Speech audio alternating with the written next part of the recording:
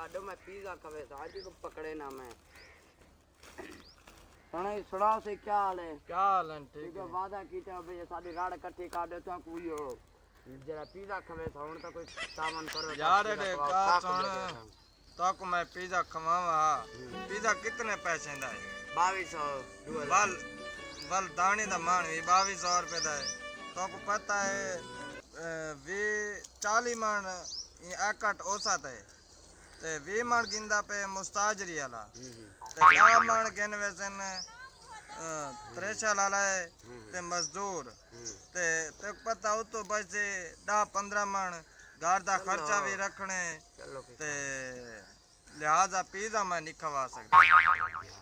ए हुन ई त ना करो त देख पड़ी राड़ इकट्ठी कीते से पगड़ पानी दूध थी गया ऐसा ये खबे बदेंदरी ऐसे भरे थे उनके यार तेरी गाल ठीक है।